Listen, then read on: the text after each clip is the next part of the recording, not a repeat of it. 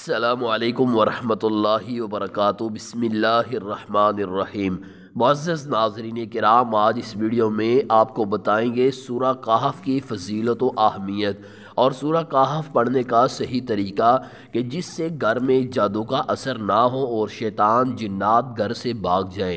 سورہ کہف کی وہ 5 کون سی آیات ہیں جن کو پڑھا جائے تو تہجد کے لیے اللہ رب العالمین انسان کو بیدار کر دیتے ہیں۔ سورہ کہف پڑھنے کا ٹائم کب شروع ہوتا ہے، کب ختم ہوتا ہے؟ معزز ناظرین، ایک حدیث میں آتا ہے، حضرت ابو سعید خدری رضی اللہ عنہ حضور اقدس صلی اللہ علیہ وسلم کا فرمان نقل کرتے ہیں، جمعہ کی رات میں پڑھی اس کے لیے اس کی جگہ سے مکہ تک ایک نور روشن ہوگا۔ سنن دارمی۔ جبکہ ایک اور جگہ آیا ہے، رسول اللہ صلی اللہ علیہ وآلہ وسلم نے فرمایا کہ جس نے جمعہ کے دن سورۃ الکہف پڑھی اس کے لیے 2 جمعوں کے درمیان نور روشن ہو جاتا ہے۔ فیض القدیر۔ نبی صلی اللہ علیہ وسلم نے فرمایا جس نے جمعہ کی رات سورۃ الکہف پڑھی اس کی اور بیت اللہ کے درمیان نور کی روشنی ہو جاتی ہے۔ رات و دن کی دونوں روایات کے ملا کر یہ کہا جائے گا کہ سورہ کہف پڑھنے کا وقت جمعرات کے سورج غروب ہونے سے لے کر جمعہ کے سورج غروب ہونے تک ہے۔ صحیح الترغیب۔ اسی طرح ایک حدیث میں آیا ہے، ابن عمر رضی اللہ عنہما بیان کرتے ہیں کہ رسول اکرم صلی اللہ علیہ وآلہ وسلم نے ارشاد فرمایا جس نے جمعہ کے دن سورۃ الکہف پڑھی اس کے قدموں کے نیچے سے لے کر آسمان تک نور پیدا ہوتا ہے جو قیامت کے دن اس کے لیے روشن ہوگا اور ان دونوں جمعوں کے درمیان والے گناہ معاف کر دیے جاتے ہیں۔ الترغیب الترہیب۔ معزز ناظرین کرام، سورۃ الکہف جمعہ کی رات یا پھر جمعہ کے دن پڑھنی چاہیے۔ جمعہ کی رات جمعرات کو مغرب سے شروع ہوتی اور جمعہ کا دن غروب شمس کے وقت ختم ہو جاتا ہے، تو اس بنا پر سورۃ الکہف پڑھنے کا وقت جمعرات والے دن غروب شمس سے جمعے والے دن غروب شمس تک ہوگا۔ معزز ناظرین، سورہ کہف کی پہلی اور آخری 10 آیات پڑھنے والے کے لیے بہت بڑی خوشخبری ہے، جیسا کہ حدیث میں آتا ہے، ابو درداء رضی اللہ عنہ سے روایت ہے کہ نبی اکرم صلی اللہ علیہ وآلہ وسلم نے فرمایا جس نے سورۃ الکہف کی ابتدائی یا اس کی آخری 10 آیات کو حفظ کر لیا تو اللہ تعالیٰ اس کو دجال کے شر اور اس کے فتنے و آزمائش سے محفوظ کر دے گا اور وہ اللہ تعالیٰ کے حکم سے نہ اس پر مسلط و حاوی ہو پائے گا اور نہ اس کو کسی قسم کا نقصان و ضرر پہنچ سکے گا۔ مسلم شریف۔ دجال کے فتنے کی بات کی جائے تو سنن ابن ماجہ میں ہے، حذیفہ بن یمان رضی اللہ عنہ کہتے ہیں کہ رسول اللہ صلی اللہ علیہ وآلہ وسلم نے فرمایا دجال بائیں آنکھ کا کانا اور بہت بالوں والا ہوگا، اس کے ساتھ جنت اور جہنم ہوگی، لیکن اس کی جہنم جنت اور اس کی جنت جہنم ہوگی۔ جبکہ حذیفہ رضی اللہ عنہ سے مروی بخاری مسلم کی حدیث میں ہے کہ نبی کریم صلی اللہ علیہ وآلہ وسلم نے دجال کے بارے میں فرمایا اس کے ساتھ آگ اور پانی ہوگا، لیکن حقیقت میں اس کی آگ ٹھنڈا پانی ہے اور اس کا پانی آگ ہے۔ بخاری۔ اور عبداللہ بن عمر رضی اللہ عنہما کی حدیث میں ہے کہ وہ دائیں آنکھ کا کانا ہے اور اس کی آنکھ گویا پھولے ہوئے انگور کی طرح ہے یا اندھی بغیر روشنی کے ہے۔ بخاری مسلم۔ جبکہ حذیفہ اور انس رضی اللہ عنہما کی حدیث میں ہے کہ وہ ممسوح العین یعنی اندھا ہے، ایک آنکھ کا، اور اس کی دونوں آنکھوں کے درمیان کافر لکھا ہوا ہے، جس کو پڑھا لکھا اور جاہل ہر مومن پڑھ لے گا۔ مسلم۔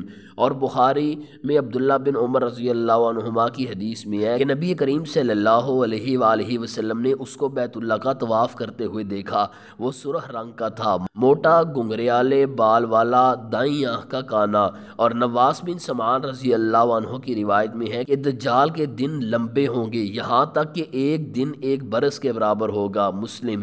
اور اسماء رضی اللہ عنہا کی حدیث میں ہے کہ اس کے دن چھوٹے ہوں گے یہاں تک کہ سال 1 مہینے کے برابر ہوگا اور دن جیسے ایک تنکے کا جلنا۔ اور تمیم داری رضی اللہ عنہ کی حدیث آگے آتی ہے کہ دجال ایک جزیرے میں جکڑا ہوا ہے۔ مسلم۔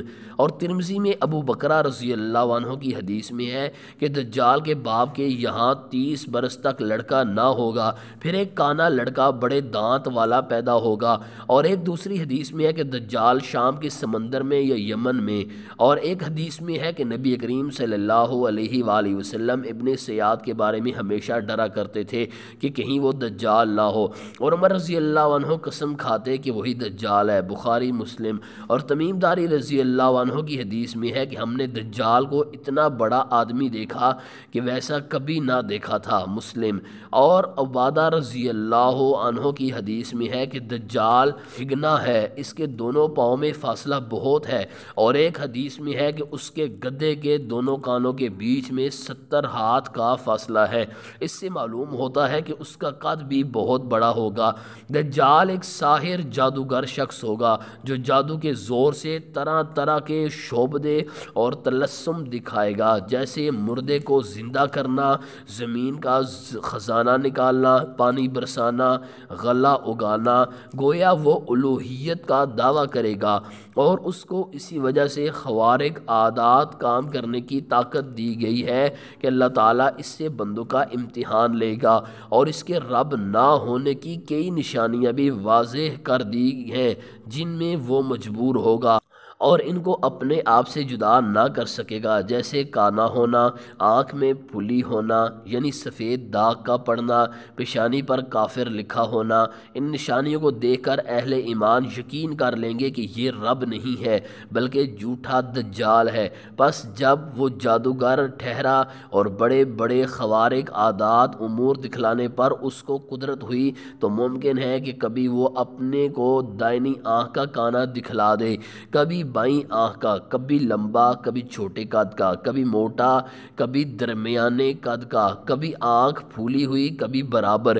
ابو بکر صدیق رضی اللہ عنہ کہتے ہیں کہ رسول اللہ صلی اللہ علیہ وآلہ وسلم نے ہم سے یہ حدیث بیان کی، دجال مشرق تو رب کے ایک ملک سے ظاہر ہوگا جس کو خراسان کہا جاتا ہے، اور اس کے ساتھ ایسے لوگ ہوں گے جن کے چہرے گویا تے بتے ڈھال ہیں۔ وضاحت: مطلب یہ ہے کہ ان کے چہرے گول، چپٹے اور گوشت سے پر ہوں گے، جبکہ ایک حدیث میں آیا ہے، سیدنا برا بن عازب رضی اللہ عنہ سے روایت ہے، انہوں نے کہا کہ ایک آدمی سورۃ الکہف پڑھ رہا تھا اور اس کے قریب ایک جانب گھوڑا 2 رسیوں سے بندھا ہوا تھا۔